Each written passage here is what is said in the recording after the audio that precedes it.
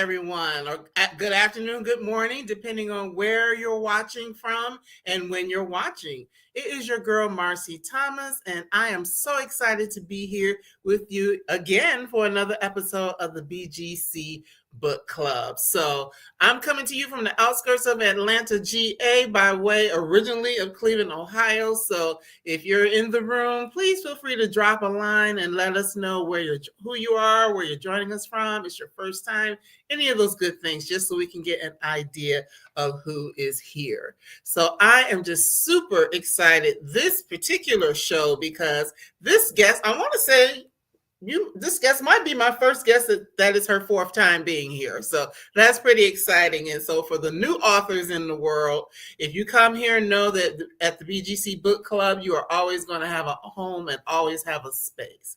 So tonight's special guest is Jayne Allen, who is a writer, producer, entrepreneur, and forever recovering lawyer. She is a proud native of Detroit, where I actually lived for 10 years. So we have that in common. And she's also a graduate of Duke University and Harvard Law School. Purposefully centering and celebrating Black women's societal contributions through her work writing, she crafts transcultural stories exploring contemporary issues such as modern relationships, workplace and career dynamics, and the complexities of race. She is the author of the best-selling Black Girls Must Die Exhausted trilogy, and she's been here for all of them. Black Girls Must Die Exhausted, Black Girls Must Be Magic, and then the last one, Black Girls Must Have It All. That's what she's been here with us for before. So, sidebar, if you haven't read those yet, what are you waiting on? But anyway, tonight she is here to talk about her latest and greatest, The Most Wonderful Time, and she's going to give us some updates on that Black Girl trilogy as well. So without any further delay, let's welcome Jayne Allen back to BGC Book Club for the fourth time. Hi, I'm so glad to be back. Yes, and so happy to have you back. So first of all, congratulations on this new book. Thank you so much. Yes, I am so excited about it. I love that book.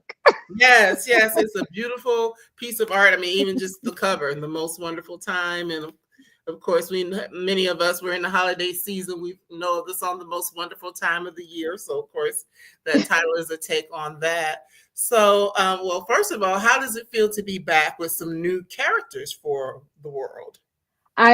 I couldn't be happier, especially with these characters. I think I feel like I'm introducing these characters to everyone, and I can't wait for them to meet these people. And they're just absolutely people you can fall in love with, and is same as Tabitha and her friends and family. And so that was really just exciting to me to know, once I've left the world and the universe of the Black girls characters that we all know so well, that new characters can come that you have the same feelings about. I love these characters in this book, in a different way, but I don't think I love them less than Tabitha and company. I love Ramona Tucker. I am imagining, more stories for her. And Chelsea Flint too, and Joan Fox. Yes, I'm like, there's more to say about her. So yeah, I'm super excited. Yes, and as I told you before we came on, that I enjoyed reading this book. I did some reading, I did some audio. So for those of you who like audio, it's a wonderful audio book as well.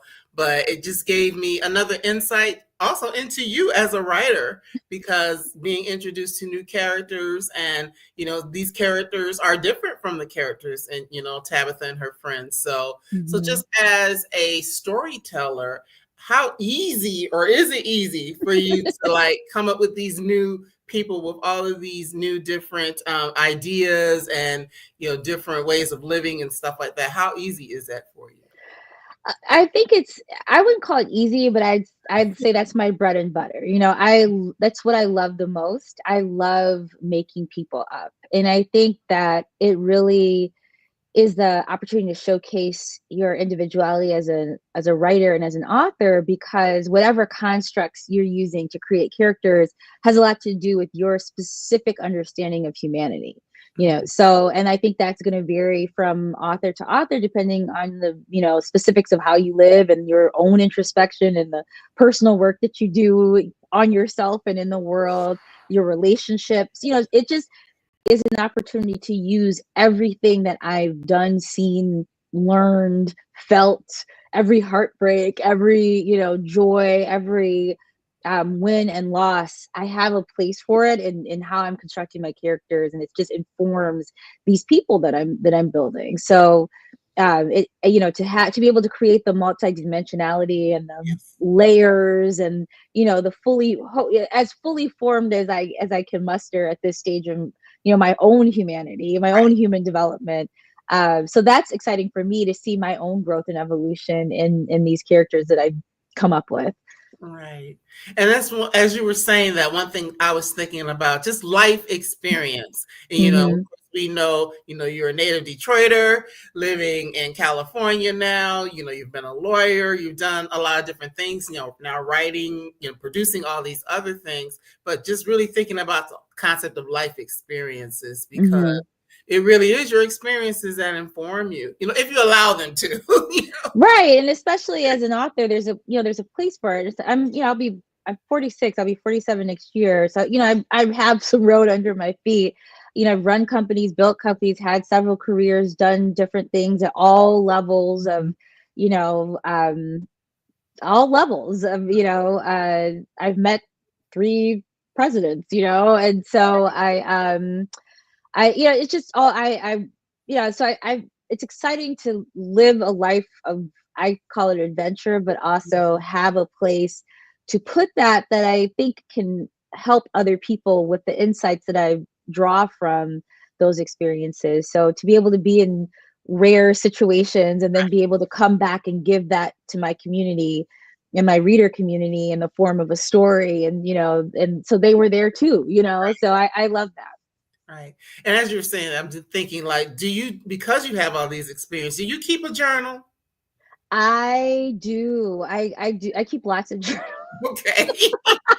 I Yeah, I have have a a journal drawer for full of them right here, y'all. So yeah, I I understand. have a journal for everything. I mean, I have my regular journal. I have my manifesting journal. I have my journal of my well, I would call it body transformation. All the things I'm learning about how to shape myself, and I have a hair journal. I Yeah, have a journal for everything.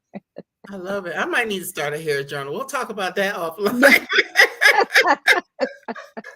But yes, so of course, please give us just a synopsis of what the Most Wonderful Time is about, who the characters are and things like that. And then I really want to get into some things, because in true Jayne Allen fashion, you don't shy away from tough subjects, and your characters aren't always necessarily likable either. So Right, so please just right. tell us a little bit about what readers can expect in this new book. Well, this is a book that is fundamentally, I should start with this, about healing. Okay, it's a rom-com experience. There's romance. There's a home swap, foundation that kicks off the story. But what I was writing about, with each of my books, there is a larger theme, and this one in particular is about healing. And so the story kicks off. You meet Ramona Tucker and Chelsea Flint. You first meet Ramona Tucker, and you meet the setting of Malibu. And I'm not Ramona Tucker. I'm sorry. You meet Chelsea Flint and the setting of Malibu. And Chelsea is dealing with grief. She is a white woman who's grown up in Malibu. The interesting thing about Malibu is there's only 10,500 residents in Malibu. It's a very Okay. insular community, quite homogenous, actually. And people, have either lived there for a long time, or they moved there, especially in recent times, because they have a lot of money. And there's a lot of kind of nativism, like this is, my stretch of beach, my stretch of land. But in California, the beach is public property. It belongs to the citizens of California, actually everybody, all the way up to the high tide line. So there's really no such thing as private beach in California, although some people would like that to be so, and they do a lot of strange things to claim the beach. So this is where Chelsea's from, but she was an artist and in her career, and went off and kind of had a skyrocket career. And her parents died unexpectedly, and that sent her into a grief spiral. She inherited this home in Malibu and has kind of been stuck there for 7 years. She has no money and has to pay the taxes. So that creates an opportunity for her to need to rent her home. Right. So now then you meet Ramona Tucker, who is a Black woman from the South Side of Chicago, very successful professional. She works in an architecture firm in the finance department and has a penchant for interior decoration. And Ramona's little secret is that she has been planning her wedding. However, she and her fiance broke up weeks ago. And she thinks that they're going to get back together, so she doesn't want her family to find out. And the only way that she can continue with a little bit of extra time through the holidays is to escape. And so this is how we wind up having a swap of homes. So Chelsea goes to stay in Ramona's house, and Ramona goes to stay in Chelsea's house under false pretenses with her family. And everything seems like it would be great, 1 week vacation, except on Ramona's first night in Malibu, someone calls a patrol on her. She has locked herself out, and the patrol comes, right when she's starting to settle in.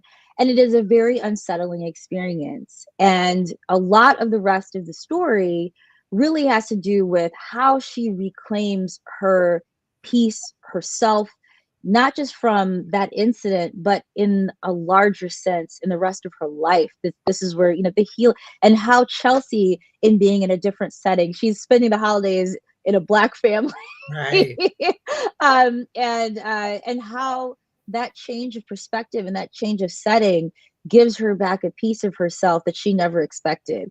So this is really there's a sort of self-love romance component, and there's also a destination romance component for each of these women. They meet some people, some guys, and they're both guys that they meet in their respective locations, who show them something about not only where they are, but who they are. So that is the gist of the story without spoiling anything. There's a lot of food, there's a lot of sex, there's a lot of fun, and there's a whole surfing under storyline that I think hopefully people will find really engaging and fun. So that's the nutshell. Yes, and thank you so much. That's a good nutshell. You did a good job. But yes, it is quite a compelling story because, as we talked about this a little bit before we came on live, it's the most wonderful time. And yes, it came out in October. So it, even the cover, you see the things, it looks Christmassy. The story is taking place in December around that Christmas time. But the story in and of itself is much more than just talking about what happens, to people just simply because it's Christmas. Right.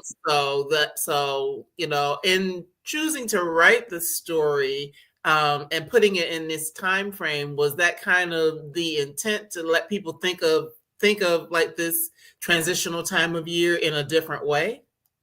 Well, I think so.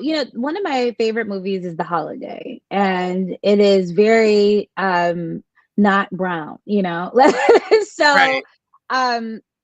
It's kind of fun, I think, oftentimes to think of great premises, great constructs that would be totally different stories if there was diversity, if there was a cultural representation there, if there were Black characters and the Black characters were fully formed and really actually substantively represented in the story. Changes everything, right? So in this instance, it was kind of interesting to think about, especially in the way that I write, is like, I'm all about perspectives and how perspectives inform the character and their experience. And in particular, I don't shy away from race, but I'm trying to understand it and explore it through writing. And I thought, how great would it be to have two characters of two, of opposite, not opposing races, but a Black character and a white character, Right. who are very similar people, actually, but who the world treats very differently. Swap places, swap lives, and see what happens and unfolds. So I think the holiday time is one of those charged times for us where all this meaning is associated with everything. Everything's heightened.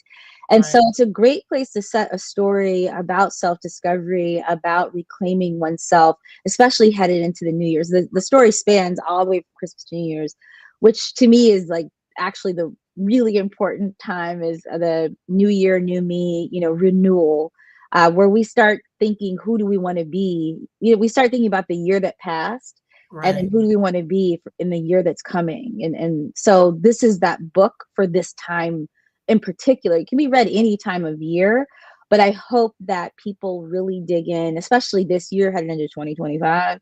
Oh gosh. I hope I'm very happy that this is here for now, because Mhm. I think, just like when we had Black Girl, the Black Girls series, when I think it was needed, I think this is needed for now. Mm-hmm. And it's interesting that you said that, because there are some different things that happen in the book that make me think about what's happening now, what's in Hmm. prepared, potentially going to happen as we move into the new year. But as you say, you don't shy away from things as it pertains to race and things like that. And you've already said it, so this isn't a spoiler, that our Black character Ramona has a situation. She's barely in California. She hadn't been there 24 hours, and she already runs into a situation with someone. Hmm. And it's just interesting because it has a lot to do with a whole sense of belonging, and Yeah. who belongs where, Hmm. and why, and how can I put it? Because I'm a person that likes to walk, I like to hike. And Yeah. oftentimes we are told that there's certain spaces that we don't belong in, or Hmm. Black people don't do that, and those sorts of things. And we see that come up in this book. Hmm. The whole Hmm. thing of being on that coast, of being in that water, like who belongs here, who doesn't belong here. Hmm. Yeah. I really wanted to address that. And I as the story unfolded, for me, it was important to think about belonging, and that's in part why it's in Malibu, because I think about things authentically, like I don't write, I'm writing fantasy in my next book series, but not in this one. Right. So one of the things that is important to me is when I'm writing, I write contemporary fiction, but I'm writing realistic fiction. It's, invented people, but the places are kind of real, the settings are real. And I think I owe to my readers, and my readers can expect, is that they can trust certain things about the rules of the world that they're reading about. It should read true and feel authentic. And as they're reading in these stories and through these characters, able to learn how to maybe navigate the world that they're in, or see how these characters did it, and that could inform real world experiences. Mhm. Putting a Black woman in Malibu, she's going to stick out a little bit. Right. It's not, Malibu is overwhelmingly white.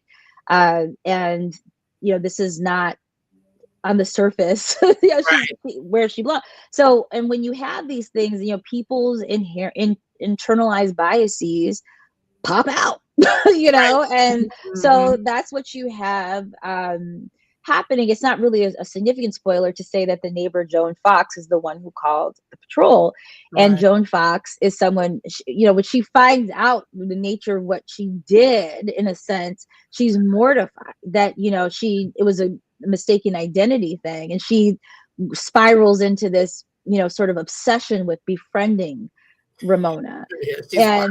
And she's a wild girl. She's I know. wild. And but for Ramona, and I really had to kind of think about the realities of you see a lot of articles about people in Airbnbs, and they go and they face Black people who are renting Airbnbs in places that are not predominantly Black or whatever, Mhm. and face strange circumstances, or I call it interruptions of joy. Yes. Interruptions of joy. And so I think that is very common. Now there's the specific circumstance in this book, but the concept is what happens with this regular occurrence of an interruption of joy on kind of both sides of it. The person who's responsible for the interruption of joy and the person who has to pay the price internally and also literally, they paid to be there and now they lost however long it takes them to get back on their feet and start to really be back in their vacation. How do we navigate this? So that was an important part of the story to tell, because I felt like this is, we don't examine this. We talk about it happening, but what does it cost us? Emotionally, what is it? And then how do we get that back? And that's sort of the question of healing. Because to me, it's like, well, I want it back. If I'm going to go through this, and this is what I want, it back. I want to be made whole. And if I have to make myself whole, then I need to know how do I go about that, and what's the measure? And so that's kind of one of the questions that this book asks: what's the measure, and how do I make myself whole given these circumstances? Right, that is so true. But yes, Joan was a trip. Yeah. She was doing the most. Once she realized that she made a mistake, all because it's like she doesn't want to be seen as a racist, but then, I voted for Obama, all this kind of stuff. And it really makes me think of like now, I'm sure you heard about the blue bracelets, so it's like people don't want to be affiliated with certain things, even though sometimes they might do things to cause someone to question, who they are and their motivations and all of that. But another thing that really stood out to me just in that part of the storyline, yes, is very significant, and it comes up, throughout the book. But just thinking of the whole fact that, we hear Black women, we get out here, we do all the things, and we have the great careers, and we're making good money, and we can afford to do all of these wonderful things. But just because you can afford to do it, just because you've paid your dues, and you've earned the right to be in certain spaces, it doesn't mean that you're going to always be safe in those spaces. And so that is something that really was clear. Yeah. And I think that's something to really consider. I mean, and the interesting thing about this for me was that when I was editing this, when I was in the process of writing the book, I was racially accosted in my own home. And I've lived the same place in my complex for 7 years. And a woman, she was white, racially accosted me and my boyfriend. Specifically told us to go back to Compton and and threatened to call the police when we were literally minding our own business. And I mean, she was 100% in the wrong. And it was, but sometimes things happen I was just shocked. And then I was like, oh my gosh, this is exactly how Ramona would feel. And I had to examine within myself, what did this take from me? And it took a lot, because I'm very friendly with all of my neighbors. I live in a very, it's definitely a predominantly not Black, and I would say predominantly white area. But my neighbors, and I mean, all of my neighbors are diverse. I'm friends with all of my neighbors. We all speak. We have dogs. We walk dogs. We talk to each other. We hang out. We go have drinks. We go to dinner together. We spend time in the complex together. So because I couldn't see the woman so clearly, because she was like shouting at us from like a window, it made me feel suspicious of my neighbors. Just, kind of this knee-jerk situation. When someone threatens to call the police on you, they're threatening to kill you. You know what I mean? They are. And they're threatening use of force against you, presuming that the police will come and do their bidding against you. And up to the point of murder, of death. That's what they're doing.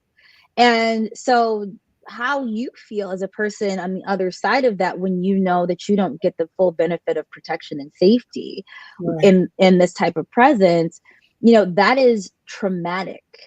And I, walked around with having been, threat of violence within my home against me inappropriately.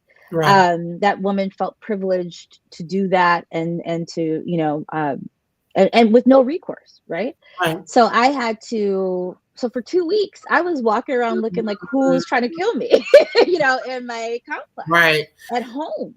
Right. And I had to think to myself, okay, um, is this how I want to live my life? Right. I love my relationships with my neighbors. I love the openness. I love the conversation I've been having. I love who I get to be in that space, and I'm not going to let that be taken from me. And Absolutely. so that's what I had to navigate and confront. But it allowed me to bring that to the page for Ramona Mhm. Yeah. about, again, like, what's the measure? What am I owed? How do I heal? And how do I become made whole from these experiences that we cannot presume won't happen? They are happening. They They do are happen. happening. This is a reality. So, especially for Black women, Black people, yes, in 2024 and certainly beyond now. So that's what I'm trying to do and bring to my writing, is something that it really takes a lot of work and introspection, to bring into the page, something that hopefully is meaningful, even in the context of story, that is seamlessly meaningful, but meaningful just the same. Absolutely, because many people have experienced that, and if you haven't, you very well might in the future. So, Mm, just looking at and thinking about Chelsea, though, I mean, yeah. Chelsea, her experience when she goes to Chicago is quite different, though. So Yeah. Yes. she doesn't, she's not dealing with that, but that just goes to show you how the world operates, because as Right. you already Exactly. mentioned, for those who have been watching since the beginning, or if you're just coming in, Chelsea's character, white, redhead, artist, whatever, she Yeah. goes to south side of Chicago, and she's not treated poorly. No, she's not. She's treated with open arms, and yeah, she's safe, and may not know she's safe as she is in that regard, but she knows she's safe, and she's extended protection and love and understanding in a way. I mean, and not that that would necessarily be always the case, but that's Right. typically the case. And I think part of what I was celebrating in that is, as part of Black culture, is this extension of family that we do, my play brother, my play cousin, my sister girl, it's an incredible phenomenon that's beautiful within our culture, these non-relational family bolt-ons that are Mhm. as much family as anybody else. I mean, we do that so beautifully and so well. And so that was something that I wanted to celebrate, with it, that's cultural, that this, welcoming, it doesn't matter really who you are, or we're if we're that type of family that does bolt-ons, if we're that type of sister girl, that you're my sister even though we're not related, but that's what it is.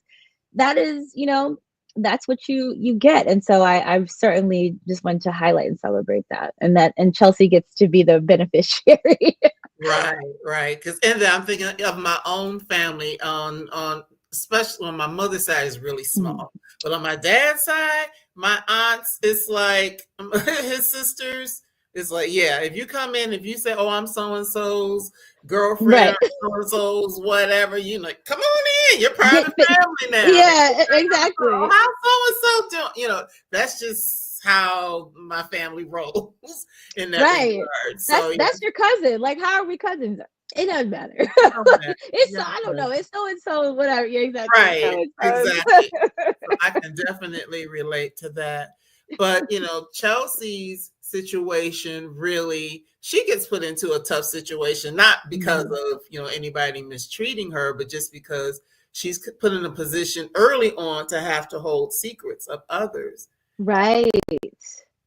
Right. So Well, she knows.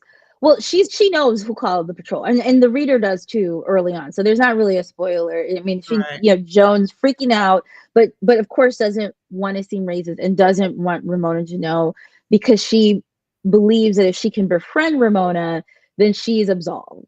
Right. That's the measure, that her friendship is the measure of what, what of the wrong that she created. Right. And so she goes about proving that.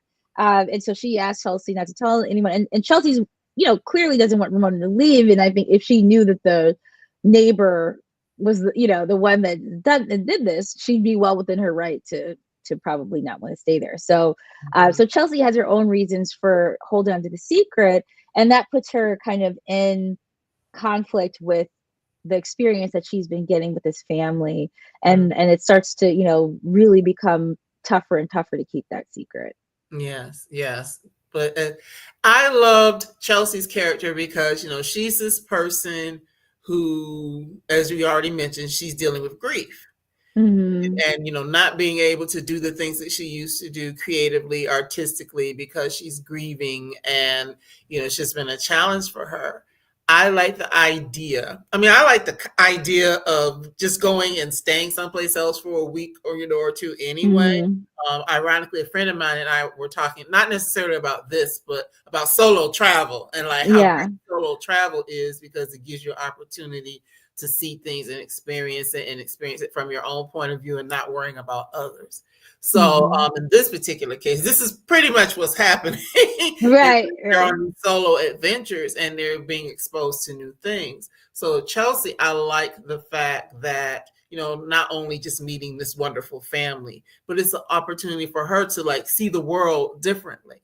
Right, exactly. And have experiences she wouldn't necessarily have, like she goes to a place, where she's able to see art in a different way, and she's able to see, you kind of get to, it was really fun to build out her character world of being an artist. I took drawing lessons for 2 years Oh, to wow. be able to kind of create this space for her, of like, even to understand color theory and how she paints and what she would paint. And I went to so many art events because I wanted to understand how her career would have taken shape. So it was like, for a while I was going to a lot of art openings and talking to artists and gallerists, and so it was really fun to research her world, and to kind of step into her character and give her that dimensionality of, how she creates, and what a block would look like, and how do we get her, to shift perspective, and what is her measure, what is there's a gaping hole in her life,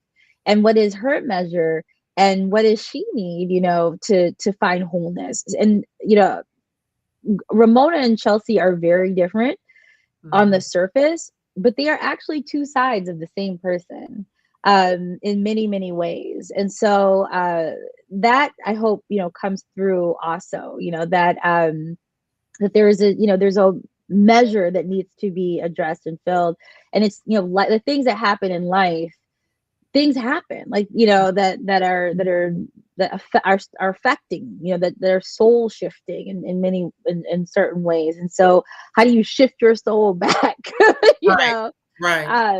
So it was just fun to explore for Chelsea. And it was really my first time with Chelsea and Joan writing white women characters that, Yeah. like I wrote Granny Tab, but I mean perspective characters.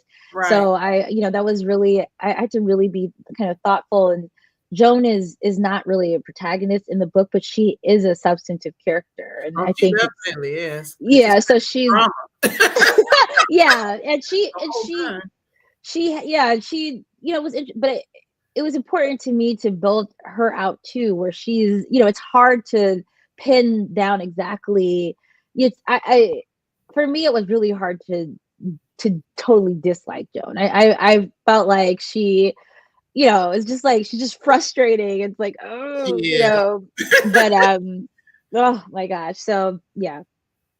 Yes, and and the fact that you did with Joan, that you did build her character out, and like you didn't just have her be this Karen Yeah. who did this terrible thing, and just Yeah. kind of goes on. You actually get to see a little bit of her interior world, learn a little Mhm. bit about her family, and her background and things like that. So that does help in understanding, okay, that she's probably this way for a reason. That Yeah. it happened. Well, I think it's important too. We're all bumping into each other in the world, and the people that are doing the things that, for like, for example, from Ramona's perspective, or the person that did that to me, um, in my home, are they're still people. Like, somebody loves them, I would presume. Like, I don't think that necessarily they're all bad, but I mean, I don't know about the woman from my complex, but I presume somebody loves her. I don't know, but but but the challenge for me was really, especially after that happened to me in real life, was like, okay, Mm, Joan, I have to make sure I'm connected to her humanity. That this is a human being that did something objectionable, but it mm, does not make her a fundamentally objectionable person. that's true. And that was the really it that's I think in each of my books, I have my own growth and something I have to see to like be able to really do justice to the story. And this was one of those things where I know this, but I'm like, this is the challenge in our country too, I think, where we're trying to address these ills, is like, you know, it's hard to confront somebody with something that is, they have certain parts of them that are objectionable. But Mhm. and those parts of them that might be objectionable, like, you might think, oh, that's bad. Like Joan's daughter, for example, might be like, Mom, that was horrible, but that's still her mom. But yet for Ramona, that was really damaging and hurtful. Mhm. So who's going to check Joan? Like, Right. who and Joan has to check Joan, and like and has to know, I hurt somebody, and even if I made a mistake, I have to do something to fix what I did, Mm, and not necessarily do what I want to do, but right. do what that person needs to repair the damage I did. And I think that's a very complex, construct that we haven't gotten to in our conversations around bias and race. It's not always Mm, racism, but it may be racial bias, and that may turn into actions that are otherwise pretty okay, decent person, you mhm. know, those are hurtful. That it turns into a pretty otherwise okay person is doing hurtful things to a particular class of people, you Right. know. So it's complicated. It is complicated. And it speaks to that whole thing of, even in our personal relationships with one another, it's like, Mhm. if something happens with someone that you love and care for, that you are really in relationship with, if something negative happens, is this person now a bad person, or did they just maybe do a bad thing? Right. Sometimes Right. that's hard, and the specialist will tell you, when you're communicating, don't judge the person, judge the behavior. Well, But sometimes depends on it's what the person. hard. Yeah, Especially well, if the depends on behavior what that doesn't person change. And does. be like, well, wait a minute, that's on that person. Right. So, It depends on what that person does next, right, So, right, mm, right. Yeah, is it the behavior? Is it the person? hmm. So some of the other things, because well, I have to bring this up, and I touched on it a little bit when we were talking about Malibu and Hmm. Ramona being in Malibu. One of the things that she gets to experience that's new and different is to go surfing. So there's a Yes. whole piece, of, there are parts of the book when you're telling that piece of the story where you talk about, the black beaches in California. You talk about blacks and surfing and things like that. So was that Hmm. fun to dive in and try and figure that stuff out or learn more about that? It was incredible. I mean, I learned so much, and it's so rich. And I feel like I just scratched the surface in the book. I didn't even expect to have so much historical context needed to understand the present, until I really took a dive into it. And I had this black woman in Malibu, but you're in Malibu. Malibu is one of the best surfing beaches in the world. What are you going to do in Malibu? Go surfing, right? Like, it seems logical, except I would challenge any number of viewers or whomever. If I say picture a surfer, I don't think anybody's picturing a black person as first that comes to mind. Right. That's just not the imaging, that's not the representation, that's not the story that we get. And so as an author, my job now is to ask, well, why is that? Right? I mean, what is that about? Like, because we could accept it and just, oh, it's just that way. Nothing is just that way. it got that way? How did it get that way? And so I had to take a dive and answer those questions. There's a reason it got that way. Right. Black people in California were beachgoers in as much as anyone else, or wanted to go to the beach. But because California was never a slave state, but it did have segregation. Mm-hmm. Segregation by practice, not by law. So a lot of Southerners came to California where they had Jim Crow and segregation, and they wanted to perpetuate the culture and the societal structures that they knew. And if you were brought to California as a slave, for up until a point, you could be maintained as a slave. You were not automatically free if you were brought to California as a slave. So there's a whole legacy in California that certainly mirrors the civil rights battles of the rest of the country. I think people think of California as this like kind of free and inherently safe space. No, that's not the case. So the beaches were segregated until I believe about the 60s, especially in Southern California. There was only one small segment of beach where Black people could kind of go. And so you have to understand all of this context to understand that it's not that Black people did not want to go surfing or be in the water. It's not natural to us. It is natural to us.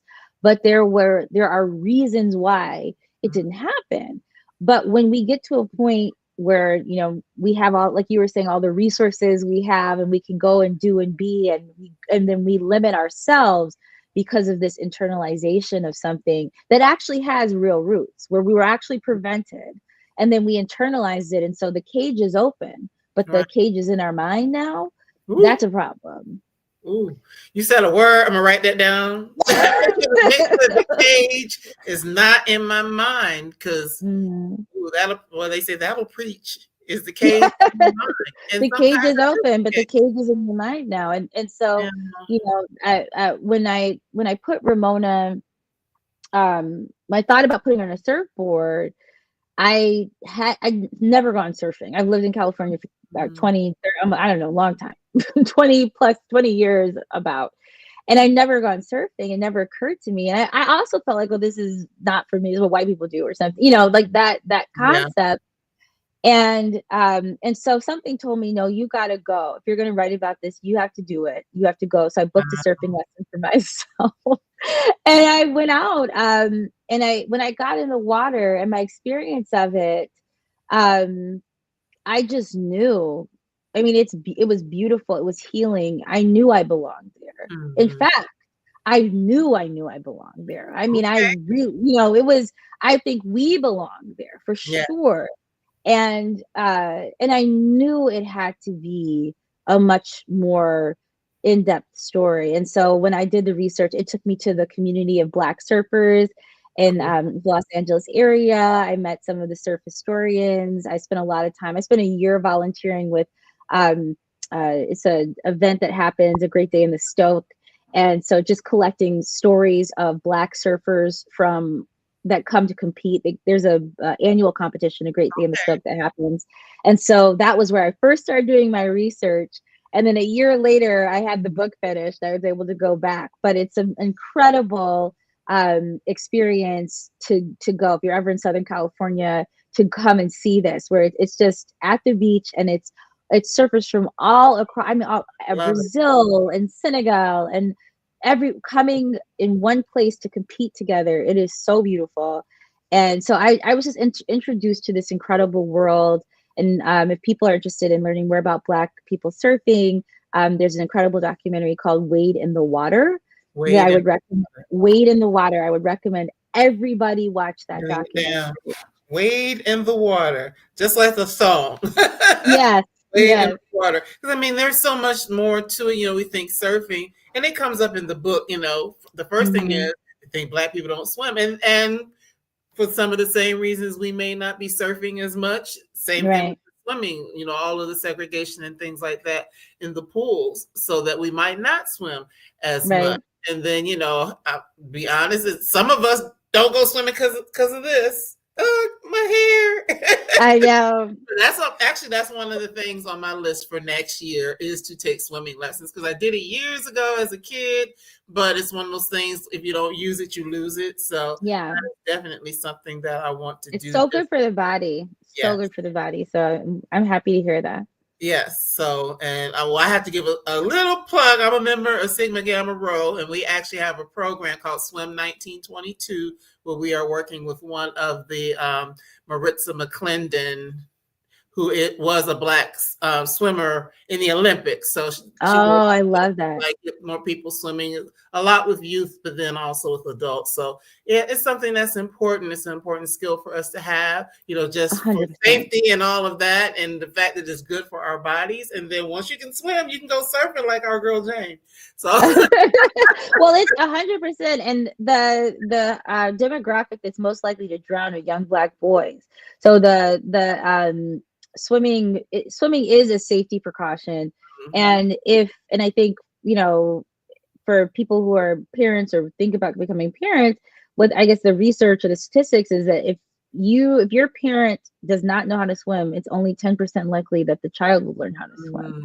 So in our community, we're behind with this. And so this is one of the things that's not just a recreational issue and enjoyment and health. It has swimming has a lot of health benefits, but it is also a safety issue and, our lineage and how we're bringing that knowledge into our culture and protecting our youth. So I'm all for it. Yes, that's good. I wrote down a couple things because, of course, we don't have all night, and plus we want people to read the book. But Yes. but the male characters, the love interests Yes. in this book, both of those men are they're good guys. They're dynamic. Both of them have the ability to bring things out of these young ladies. First from the perspective, let me just show you around, and so you can see my city or my town. But then it becomes so much more than that. Now, and I'm not even necessarily talking about the romance. I just the friendship and the way that they're able to draw things out of them. Thinking of Ramona specifically when she was hanging out. I gotta make sure I got his name right. Jay. VJ. I wrote down about Jay, and Jay, he's a man of color, but he's not a Black man, but right. a man of That's color. Right. And so he has experienced some of the same, biases and things like that being there in Malibu, because he's brown and people think, he's not Black, he's brown, but people think that he doesn't belong there either.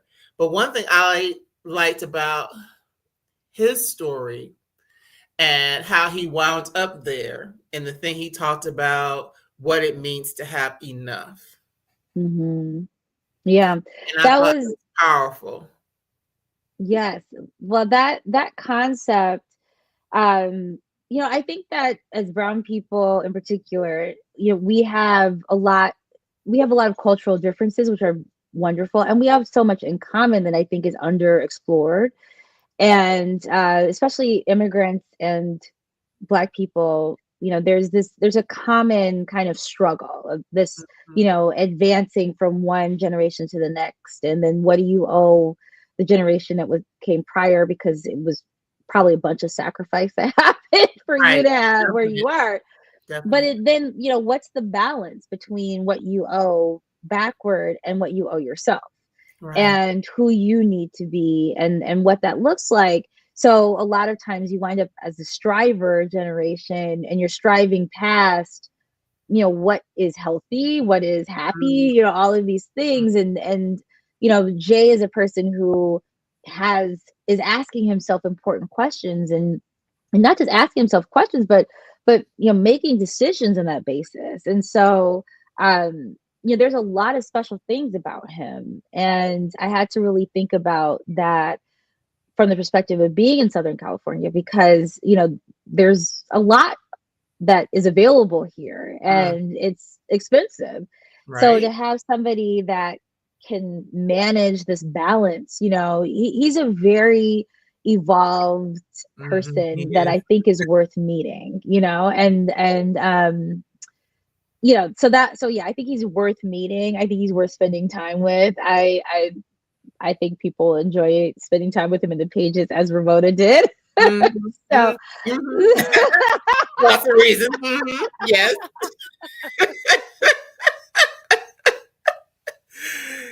Yeah, I like him. like I like Mhm.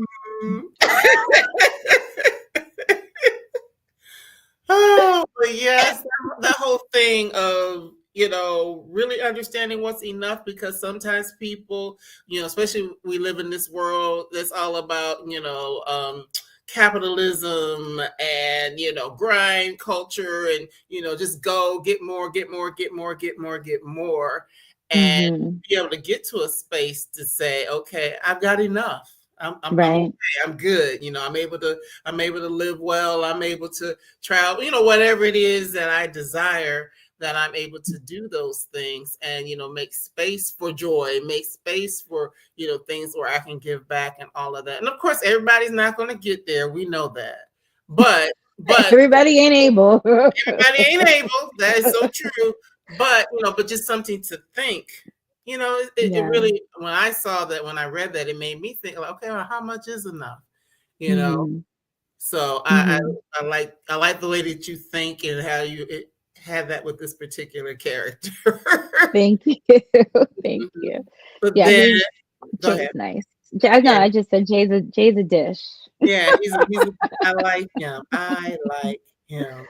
But Carlos is also, a good Mhm, guy who is, when he first meets Chelsea, he's, willing to be helpful, and, he's a good friend to Ramona as well, a big brother or a brother, mhm. cousin type figure. Not family. We talked about Play brother, yeah. play brother, not family, but like family. But he also, just the fact that when he learned what Chelsea was doing in terms of being a creative and how she had lost her creative spark and things like that, he was like, okay, well, let me take you over here because it's going to give you Mhm, a different view. And, mhm. the fact that, he is a creative himself, so he understands that journey as well, but he wasn't so stuck in his own way or his own ideas that he couldn't reach out and extend a branch to someone else to help them along. Yeah, he and Carlos understands loss too, and it's like they could see each other in that way. And but Carlos also understands renewal, he understands um that loss or not having what you need is sort of a condition that you can address. Mhm. And he did, he's bolted himself onto Ramona's family. He's kind of one of those people that's resilient and bounces back and is not going to be, maybe he's got 3 jobs, but he's still going to be a photographer. And he's like, I just got to get my weight up. I'm gonna have my Right, show. Like, and and I believe he will. Like he's going right. to make it happen. But he's just not. He's just one of those people that's gonna can keep going. And I think that was probably who Chelsea needed to meet to understand um, that there's more pieces. Which again, like I said, this whole theme of healing is like, what's the measure? Mm, Like you're not, even if you're wounded or you're down, you had an interruption of joy, something, life be life in, like something mhm, happened. What's mhm, the measure? What do you, how do you, I guess it's this idea, this concept of like personal reparations. What mm. do maybe you're owed something in the world, but what do you owe yourself to Woo. to become whole again? Uh-huh. Uh-huh. Uh-huh. So That is that that is a thing. What do you mm, owe yourself? That's mm, huge. That's mm, huge because I think it's so easy for individuals to be like in a holding pattern. mm, yeah. And it's like, okay, this was this, and because this thing happened, and yeah, that thing might have been bad. That thing was bad. Not might have been, it was bad. Mm, It was hurtful. I did grieve. I do miss whatever. Because there's a whole concept. Yes, there are people that we lose, by death that we grieve, but sometimes we end up having to grieve the life that we thought we were going to have. right, often, right, exactly. I mean, I think we, especially in relationships and dating, and you meet people, and the story begins in your mind of like, well, all that's going to unfold, with this person. And people have said many times that you're not just grieving the person, you're grieving the life that you envisioned and the loss of that. And which is also kind of Ramona's same thing. She has to go through a grieving process in a sense. So, or she's avoiding it. Right. She's lost something, but she's avoiding confronting that loss. It kicks off a whole story for us. So thank you, Ramona Tucker. But exactly. So that is so good. But yeah, just the fact that, figuring out who you are, this rediscovery is what's happening in this book. These young ladies are, being placed in different environments, which just opens up your mind anyway. Getting to do something that you don't always do, eating, having Chicago deep dish pizza for the first time, or, or, having fish tacos for the first time, or, whatever it is, being in a different environment and being exposed and, just being able to think differently. And then, when they do get back into their own spaces, going into that back into the old space with a renewed mind. Absolutely. I love it. I hope that people really have a wonderful time with this book, and it gives some sense of renewal and peace, especially in these times. Like I'm just so glad that this offering, that I've been able, for whatever reason, the timing was what it was. The same with Black Girls. I conceptualized and wrote that series starting in 2016.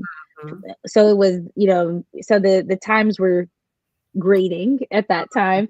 So, the fact that this book is available in this time, I couldn't be happier that's here.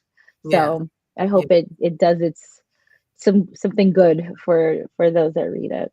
Yes, I do believe that it will. So everybody, please, have a wonderful time.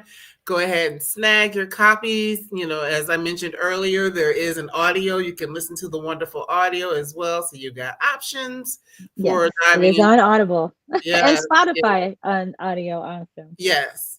But we do have to go back to the beginning, just for the last couple of minutes, because as we've already, you see, I got all three. These three. Yes.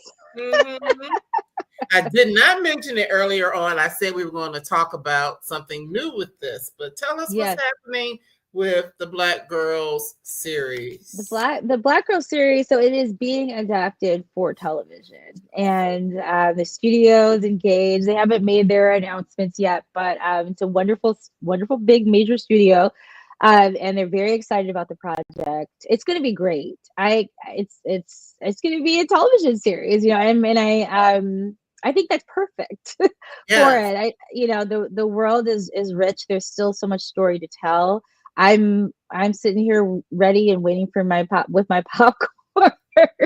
but I'm an executive producer on the series. I will be, and so I a co-executive producer, and so I will be at the table. But I'm excited to have another artist, another team of people, take this story and bring new life into it, new excitement, and take it new places that were beyond my imagination. And so it'll be fun.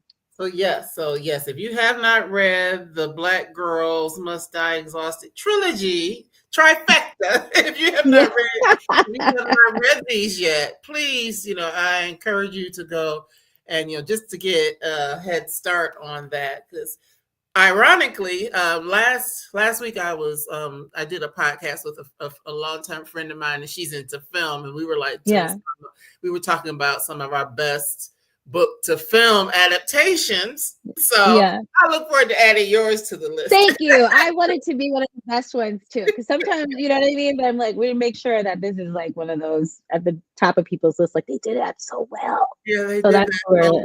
That's what we're looking for. Yeah, because even sometimes we know it's going to change a little bit. It's not going to be exactly like it, but as long as they do justice. Yeah, you need to be able to recognize it. You need to be able to recognize it. There have been times when that hasn't happened, but we're not going to talk about that today. But but or even if it is different, because I'm just going to give a good example of one that was different. Queen Sugar was Hmm. different, but they elevated it. So it was Right. good. So it wasn't like you were disappointed if you read the book and then you watched the TV show. It just, Right. it went to a different level. So yeah, so it just all depends on, how it's done. So, but yes, I'm so excited for you with Thank that. And you. I know I'm you've got excited. other writing projects. You're just a busy lady. You got a lot going. Yes, it's been busy. My next two books, we just sold them. I'm working with my same editor, Amy Baker at Harper Perennial. I love that team, and they're been so supportive. I'm doing something totally different. Not totally. I mean, it's, you understand, I guess, that my books have this evolution, and I'm trying different things and growing as a storyteller.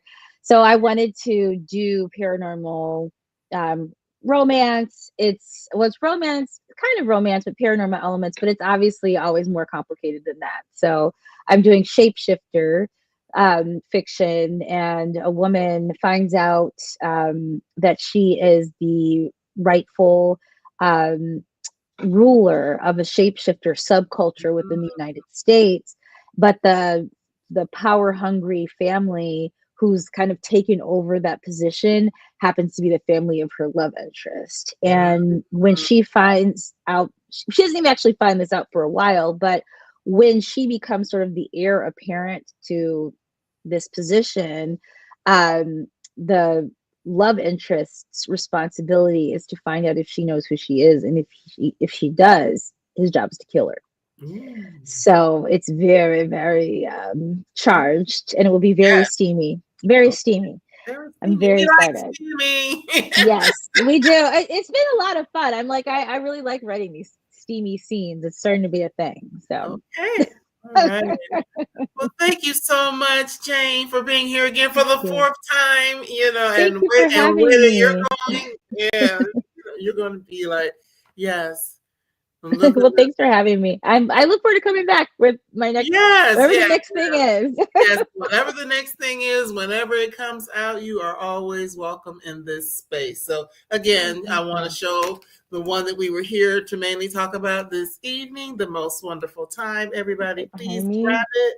Yeah, please grab it, read it, as well as all of the wonderful things that Jayne has out there in the world, and be on the lookout for the television program soon, and very soon, hopefully. So, Yes. well, thank you again. I'm gonna let you go grab some water, and I'm just gonna tell everybody else good night. But thanks Well, again, thank you Jayne. so much. Thanks for having me.